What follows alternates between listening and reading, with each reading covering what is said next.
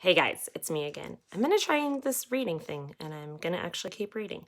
So next up is chapter 22. It's called In Which Aunt Kitty Transforms into a Southern Belle, spelt B-E-L-L-E. Hopefully the text will explain this to us. If not, when we get to it, I'll clarify for you. And I get a bit choked up. Think about that one too. Choked up, do you think it actually means that she's choking? Or when you get choked up, can it mean something else? Hint, hint. Okay, I'm going to put the phone down again because I can't hold this up and like read from the book at the same time, okay? All right, here we go. Maybe. Autumn arrived a few weeks later, and I kept myself busy with as many jobs as possible. I kept my mouth shut, too. I was marketing afternoon time each day for Mrs. Wigginbottom and becoming known for my shrewd bargaining, meaning good bargaining. And I was darning so many holy socks at the boarding house, my nose had grown numb from that particularly brutal odor of sweaty, dusty feet. Remember, she's sewing the holes in the socks. I even picked up odd jobs over at Mr. Pinkerton's detective agency, sewing stylish trousers, pants, and cotton shirts for Mr. Bangs and his costume supply.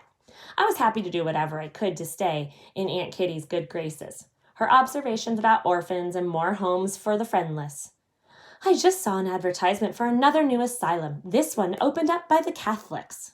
This still made my ears prick up like a nervous deer's, but I tried to keep one step ahead of my aunt's intentions.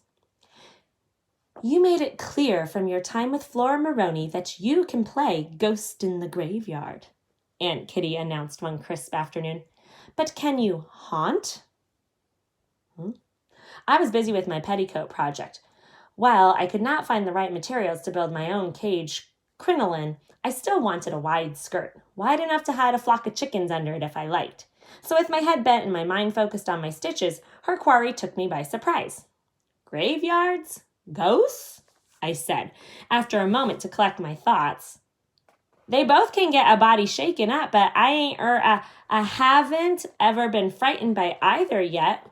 Why do you ask? Mr. Pinkerton was impressed by what he calls your mastery of disguise in both the fortune teller case and the Maroney adventure, Aunt Kitty said, her hand slowly running a dust rag over the long fireplace mantel. He asked me if you might be spared from your duties here at the boarding house to perhaps take part in another investigation. I jumped to my feet, letting my sewing drop to the floor in a cloudy white heap. You bet I can be spared, I answered, nearly hollering.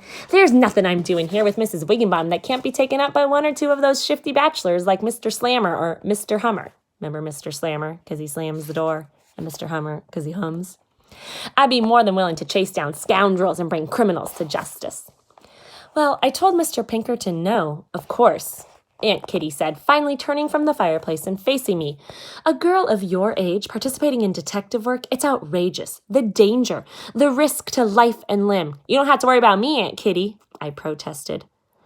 I am not worried about you now. I'm worried about the rest of us. I'm worried about the danger we operatives could face if you should slip up again and reveal our charade. Remember when she was in, wasn't it the butcher shop? And she said too much about Mr. Pinkerton's agency. I tried to catch my breath. How could she tell Mr. Pinkerton no? Here was another chance to prove myself, to show Aunt Kitty that I was made of good stuff, despite what she thought about my daddy. And I wanted to prove myself to Mr. Pinkerton too, so he'd see that I could turn into a great detective someday. But she'd snatched it away. I could have spit. I was so angry. However, Mr. Pinkerton can be a force of nature when he gets an idea in his head, Aunt Kitty continued with a sigh. She walked over towards the peg where her straw broom was hanging. He will not drop the idea of your joining our entourage for this next case.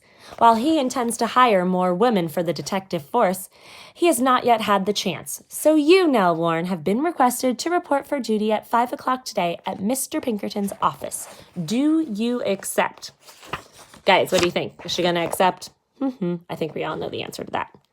I didn't even bother to pick up my half-mended petticoat from the floor. I grabbed my bonnet and wrap, whipped open the door, and left Aunt Kitty behind. She could yammer on with the dust mites until supper time for all I cared. I had important business to attend to.